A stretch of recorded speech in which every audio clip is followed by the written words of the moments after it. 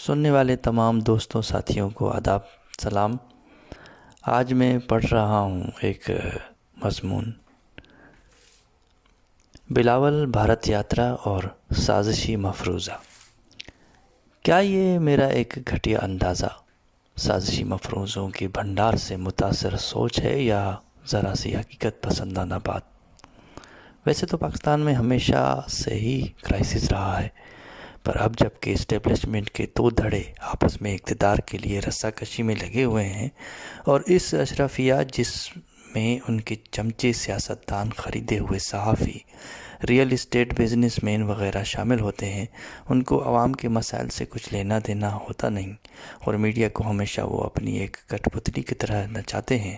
جس میں جھوٹی غیر ضروری لایعنی خبریں شامل ہوتی ہیں جو عوام کو ملوں کے چورن کی طرح بیچتے ہیں۔ ایسے میں جب عدالتی بحران اور سیاسی کشمکش ہو تو وہ عوام کو شوکس دینے کی پلاننگ میں لگے رہتے ہیں۔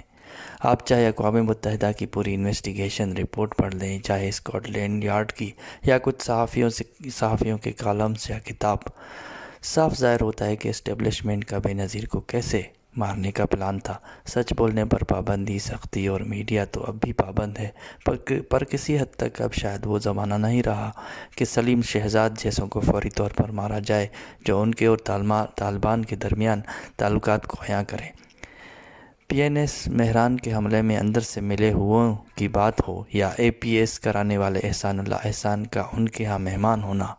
حمید گل سے لے کر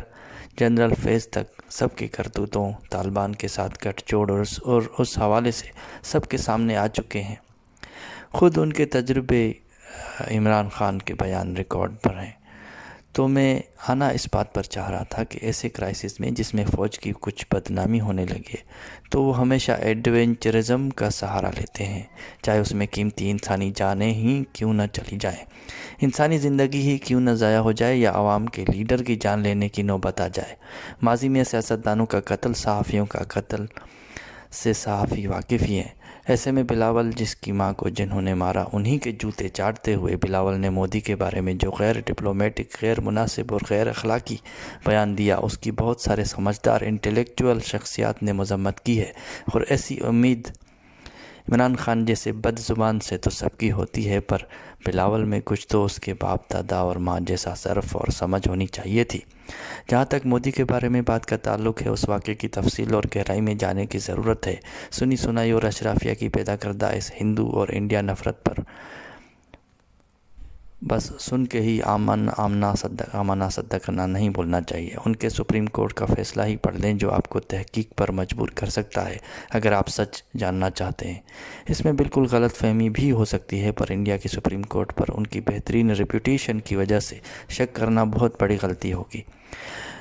معاف کیجیے گا، وہاں کا عدالتی نظام ہمیشہ آزاد اور خود مختار اور غیر جانبدار رہا ہے، جبکہ یہاں کے عدالتی فیصلوں میں اقلیتوں اور توہین جیسے مذہبی فیصلوں کے حوالے سے انصاف سے زیادہ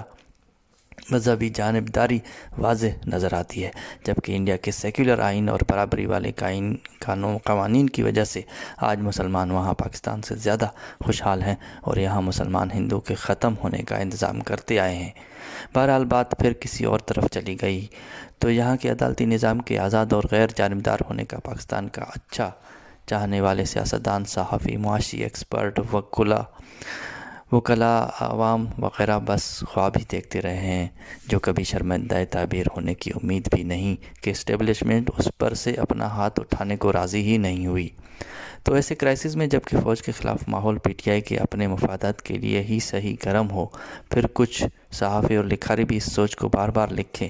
دوسری طرف جو عوام کی معاشی بدحالی، غربت، تعلیم اور صحت کی بدترین حالت ہو، جس میں کرتا دھرتا اور سیاستدان کچھ بھی نہ کر رہے ہوں، الٹا عوام کو غیر ضروری بحثوں میں میڈیا کے ذریعے الجھا کے رکھا ہو،